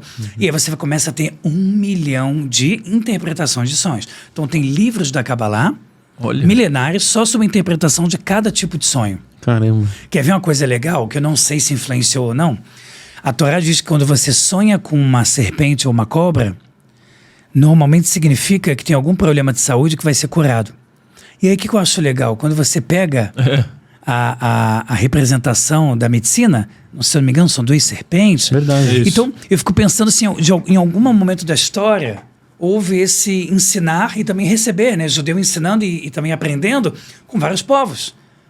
Igual quando a gente foi dominado por Grécia e Roma, e tinha muita discussão filosófica, às vezes até obrigatória. Você vai ter que discutir, porque a gente comanda aqui. E nisso deve ter tido muita troca. Então, de acordo com a Kabbalah, interpretação dos sonhos e a Torá é muito forte, é real. E sonhar com números também significa... Pode significar. Pode significar. Aí depende. Alguma mensagem. Por exemplo, sonhar com números de modo repetido. Ou durante o dia ficar vendo sempre aqueles números que se repetem. Aí a Torá fala que normalmente em sonho ou acordado representa que você está fluido com a providência divina. As coisas estão bem alinhadas. Tá no flow, né? Você tá no flow, exatamente. Muito bom. Tem uma questão que você mandou pra gente que é em relação à mística judaica, né? E você teve um período que você quase foi sequestrado. Tem um caso... E queria que você contasse essa história e como foi as ramificações pós isso. É um tragicômico, né? Porque é aquele tipo de situação que na hora você quer, meu Deus do céu, você precisa de um milagre, e depois, 10 anos depois, você conta num bar rindo que você passou por aquela situação. Eu morei em Israel há muitos anos. Israel, tirando essas situações que acontecem, né, de terrorismo, é um país que, por exemplo, é muito seguro. Você não escuta a palavra assalto, você pode pegar ônibus meia-noite. É um país muito legal. Muito legal. É um país considerado por muitas pesquisas, país primeiro mundo e tal. Tá bom, mas eu morava uma época numa yeshiva, casa de estudo de Torá, que ficava no deserto de Judá. Era um lugar, só uma yeshiva que estudava Kabbalah. E eu queria me aprofundar em Kabbalah, fui para essa yeshiva. Mas ela ficava fora, longe de Jerusalém, E era um lugar que era para ser pacato e longínquo. De propósito, para você não querer toda hora ficar pegando ônibus, sair. Tinha 3 ônibus por dia, em cada 24 horas, para você ficar ali isolado. E aí, uma bela sexta-feira, perto da hora de começar o sábado sagrado, porque o nosso dia no judaísmo é igual tá lá na criação do mundo. E foi noite, foi dia 1. E foi noite, foi dia 2, começa a noite. Então o nosso sábado sagrado começa sexta-feira à noite. Então a partir do pôr do sol a gente para tudo. Não pode eletricidade, não pode trabalhar, é só família e a parte espiritual por 24 horas. Que é o nome... Shabat. Shabat. O sábado, né? E aí o que aconteceu? Perto da hora das velas, que é quando vai iniciar o Shabat, eu não conseguia pegar ônibus da cidade de Jerusalém para ir para esse deserto mais longínquo. Eu falei, eu tô frito. E aí, beleza, eu não consegui pegar. Falei, vou chamar um táxi. Só que as empresas judias, mesmo não sendo religiosas, para respeitar a religião no Israel, paravam de trabalhar os táxis meia hora antes de começar o Shabat. Falei, eu tô frito. Só que lá passavam táxis, podiam ser de árabes. Inicialmente tá tudo bem. Só que como tem essa coisa quente dentro de Israel, qual é o medo? O medo é de um cara ter algum viés, algum pensamento que poderia ser pró-terrorismo. E quando você sai de Jerusalém, você passa por vários lugares que não só pró-Israel. E eu fiquei, o que eu faço? Peguei, acabei entrando. E aí eu entrei, ele deixa uma mulher que até falou, vem, porque a mulher vai até o lugar tal, vai no mesmo caminho. Final das contas, faltava 5, 7, 8 minutos para eu chegar. E eu pergunto para ele quanto tempo falta. Ele fala, olha, a gente vai demorar muito hoje. E você pode esperar por um caminho longo, que a gente vai demorar a volta de 1h30. Eu falei, mas como assim? É reto aqui na estrada? Chega. Ele falou, mas a gente não vai por ali. E começou a me botar terror. Aí ele entra em Ramallah. Ramallah é uma cidade árabe, tudo bem, mas dentro atua Hamas.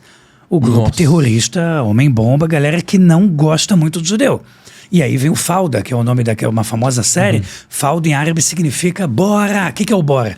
É quando um judeu entra sem querer num bairro árabe, caso ele seja terrorista, porque você vai ter um monte que não é, e você vai poder conviver muito bem entre judeu e árabe, mas alguns são, e quando eles veem um judeu, gritam Fauda, e a galera vai e acabou, te mata. E ele entrou nessa.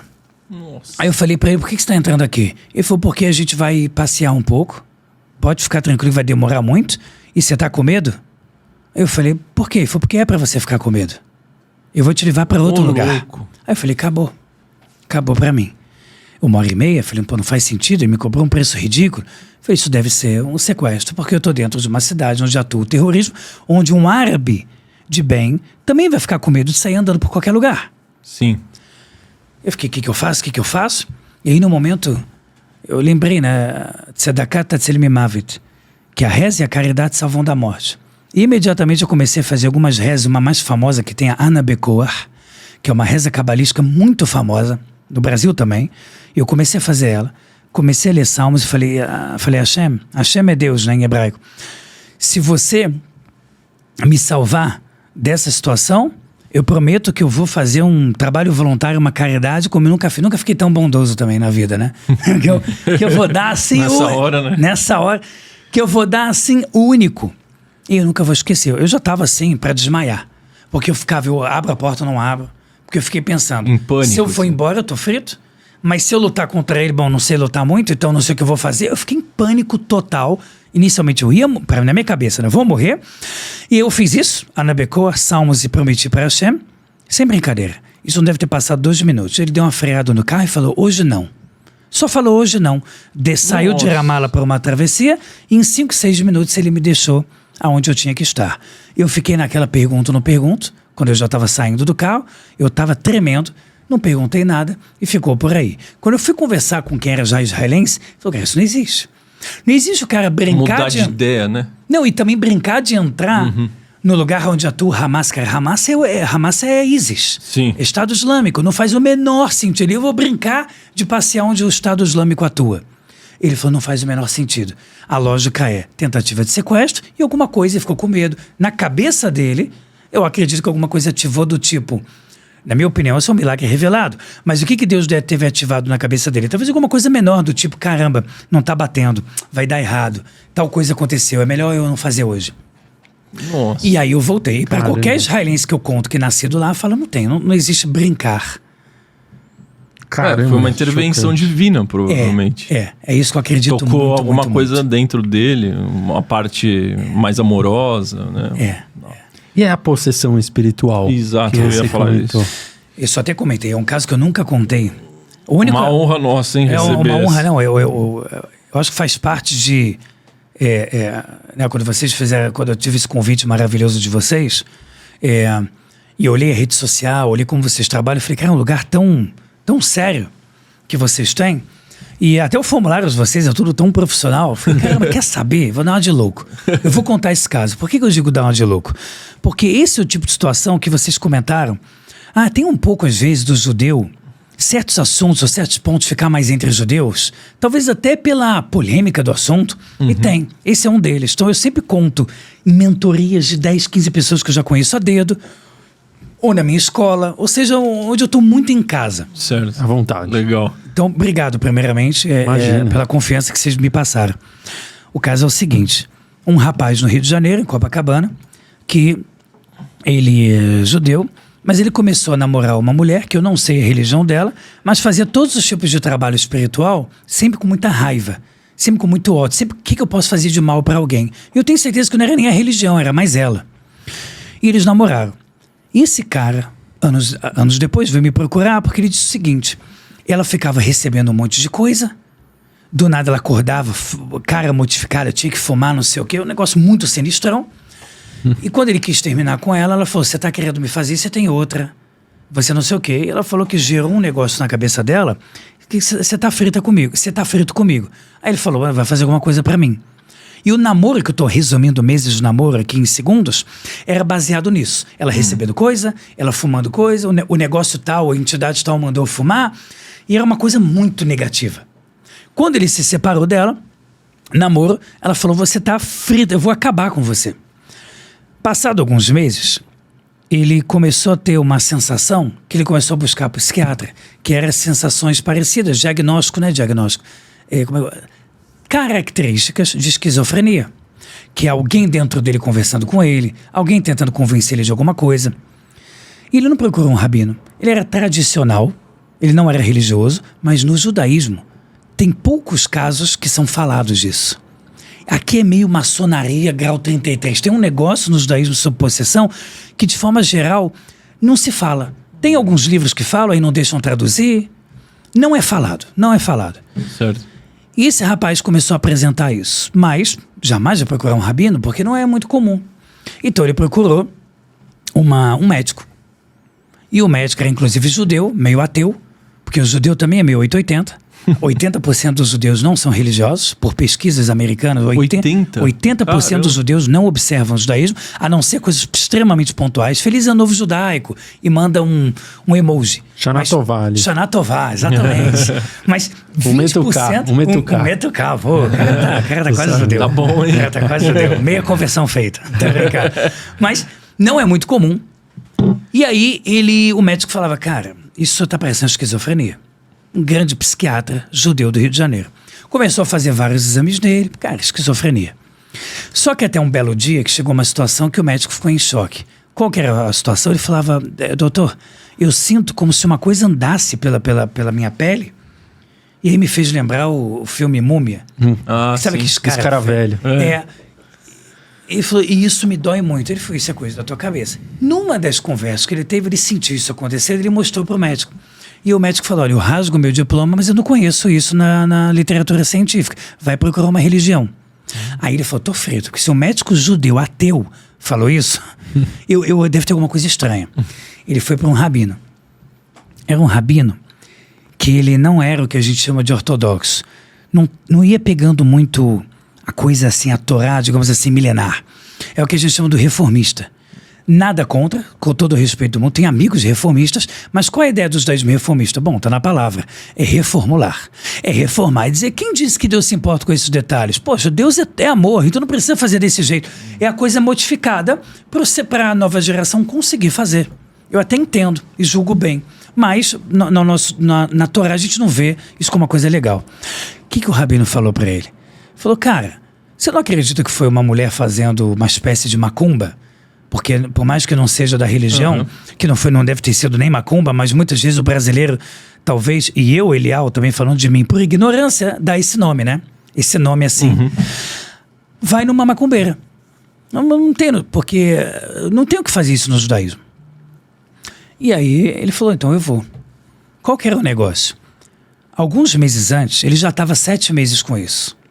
Com essa sensação. Nossa. E no começo da história, o que deixou ele grilado, dando agora voltando, foi quando ele estava numa lojinha, ele vendia numa lojinha pequena, bugigangas, assim.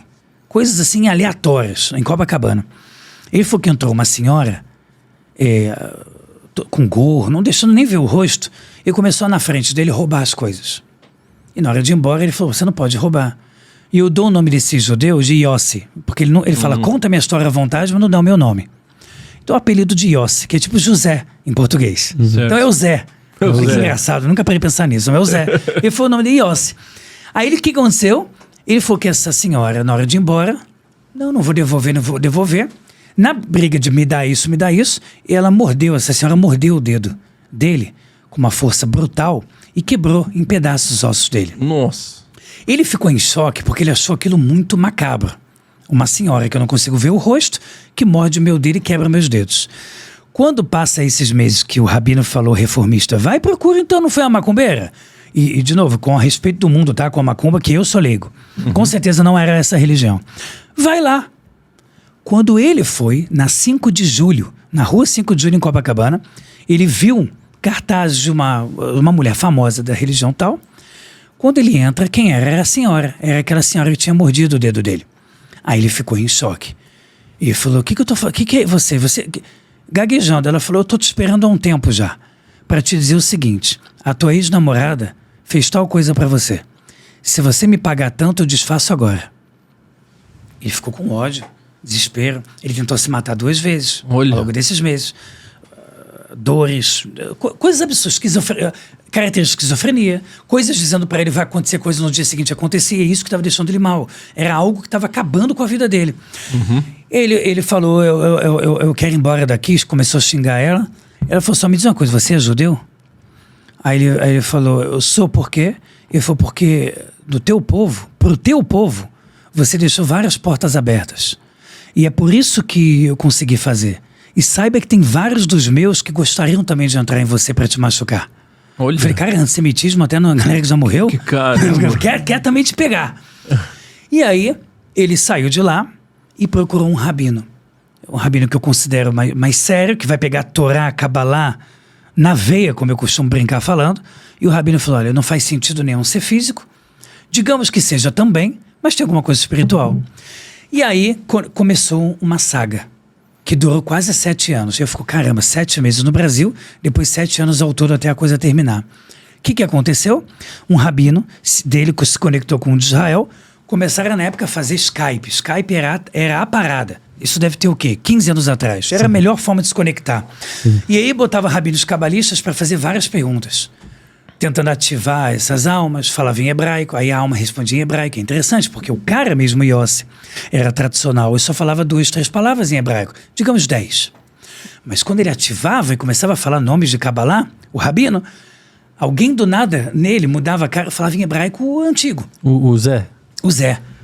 No Zé, começava a falar o hebraico antigo. Aí ele falava, qual é o teu nome?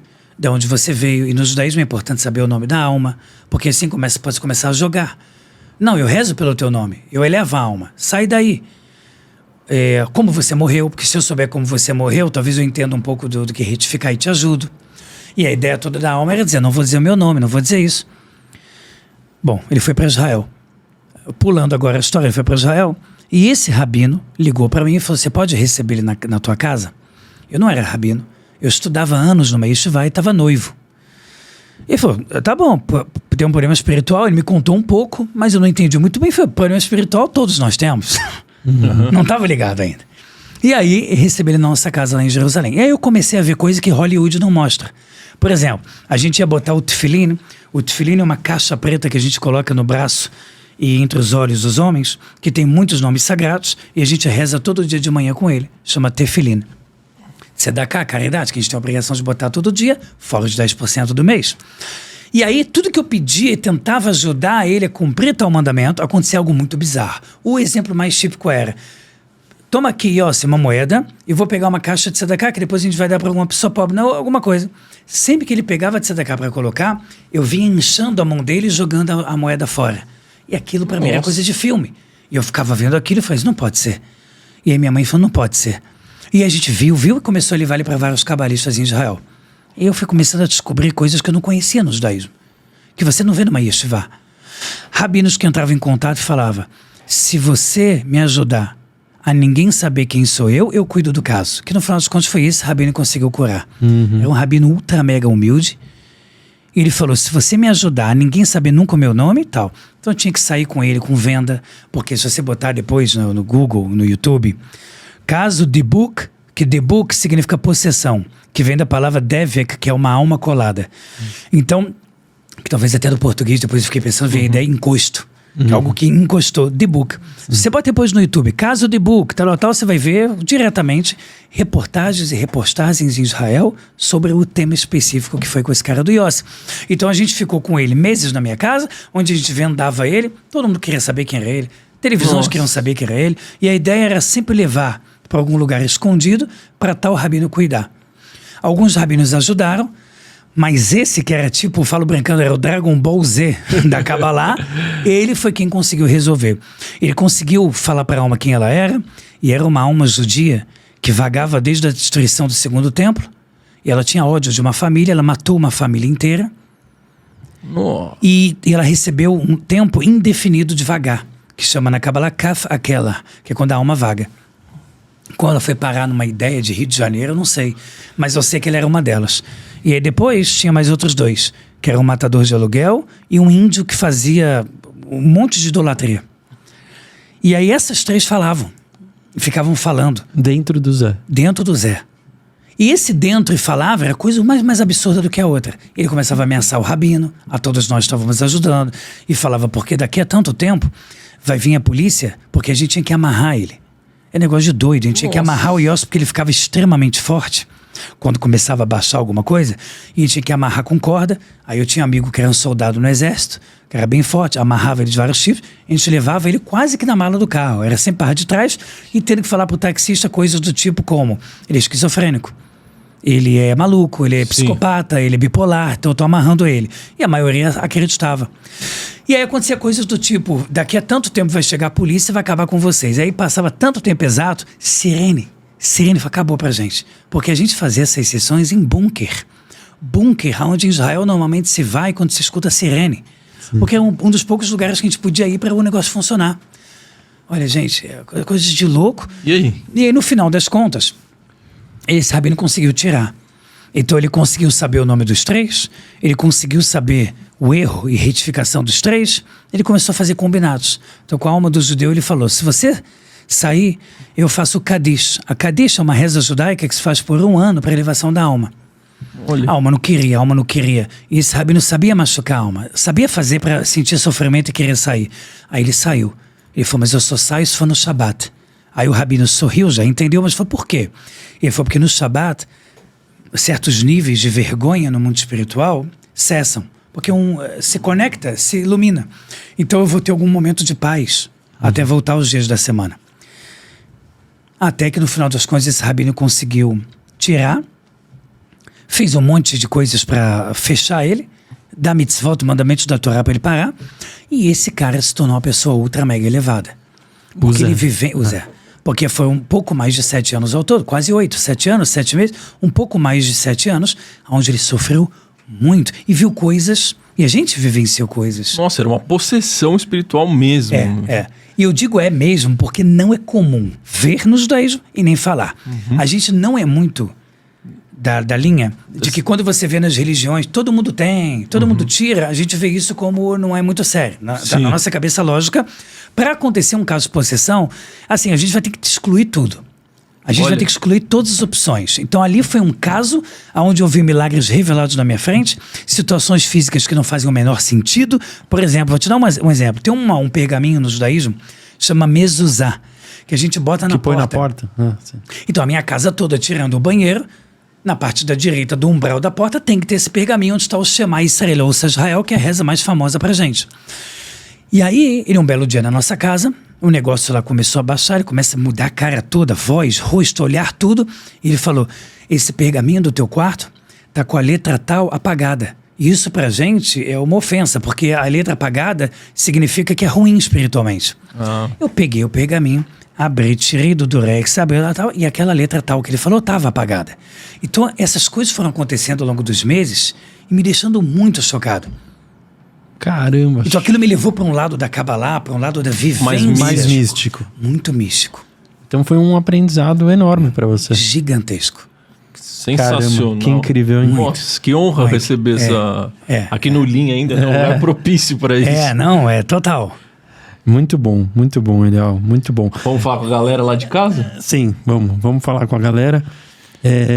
Só um ponto, Eliel, se você pudesse colocar no ouvidinho de cada uma das pessoas que acompanharam a gente, independente da religião que elas seguem, né? Ou da filosofia, que mensagem que você deixaria para elas? Bom, eu acredito que uma que é muito forte e é muito central na minha vida pessoal e no que eu ensino para meus alunos é que a sorte, até coloquei isso no questionário de vocês, a sorte, ela não é um caso aleatório, ela é um talento que se pode conquistar. A partir do momento que você acredita e vai atrás disso, você pode modificar qualquer coisa. Porque todo decreto está alinhado a algo que, se eu fizer ou deixar de fazer, eu mudo a minha história. Então a minha alma está acima da minha sorte. Eu posso fazer com o meu livre-arbítrio basicamente o que eu quiser. Eu não posso criar, mas eu posso transformar. E transformar também é algo maravilhoso. Então quando se tem consciência disso, a liberdade que se tem é muito poderosa. Ao mesmo tempo perigosa, porque espiritualmente, quanto mais você tem consciência do poder, tio do Homem-Aranha, maiores poderes, maiores responsabilidades. Então, se você acredita nisso, se você consegue digerir essa mensagem, todo e qualquer problema que você está vivendo pode ser superado, até porque ele só existe para que ele seja superado. Nenhum problema e sofrimento do mundo existe como propósito. Ele serve como ferramenta para fazer você chegar em algum propósito. Então, se você tem isso claro como o dia, qual o sentido de eu me entregar para um problema se o problema é só para eu me tornar uma pessoa melhor? É aqui que a Kabbalah diz que a nossa alma, depois de sair desse mundo, vai rir. Ela vai dizer, era disso que eu estava com medo, mas isso na verdade era um presente. E eu fiquei com medo, eu chorei, mas era isso que me fez ser forte. Era isso que fez eu ser o leão que eu sou hoje. Então agora eu vou comemorar. Então eu te pergunto, por que não comemorar desde agora? O problema, se você já sabe que lá na frente é isso que você vai fazer. É fácil falar, porque muita gente, dependendo do problema, ele é grande, mas a essência continua sendo eternamente a mesma. Não importa o quanto sua dificuldade seja difícil de compreender, ela, no final das contas, é só uma ferramenta para chegar no propósito. É um paradoxo, né? Paradoxo. É um problema que, na verdade, é um presente. Exatamente. Muito bom. Inclusive, se você está aí assistindo, chegou, a gente sempre fala, se você chegou até o final, é porque você, com certeza, foi impactado com todo esse ensinamento aqui do Eliel. Escreva aí no comentário, a alma vai rir. Boa! Beleza, Rosa? A alma vai rir. A alma vai rir. Então, lá na frente, a alma irá rir. Acolha os seus problemas. Gostou de estar aqui com a gente, Eliel? Amei. Parabéns pelo profissionalismo, pelo acolhimento, pela doçura, pelo espaço, pela forma de deixar as coisas tão fáceis de receber como mensagem do que vocês querem que a gente fale. Maravilhoso. Realmente, parabéns. Parabéns. Que Hashem, que a gente acredita como Deus, continue abençoando vocês a trazer muita sabedoria para o mundo afora. Com milhares, milhões de pessoas podendo ouvir vocês cada vez mais. Muito Gratidão. Obrigado. Foi uma aula genial. Que tocou não só a mente, mas o coração também. Obrigado.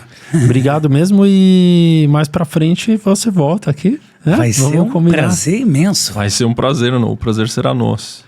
Muito obrigado. Bom, galera, espero que vocês tenham gostado aí desse nosso episódio. Quem chegou até aqui também se inscreve no canal, dá um like, né, que ajuda aí a espalhar essa mensagem para todo o Brasil aí dentro do YouTube. É importante. Exatamente. Valeu, hein, galera. Até o próximo episódio do Lean. Dá um tchauzinho aqui, Eliel. Tchau, galera. Boa. Valeu.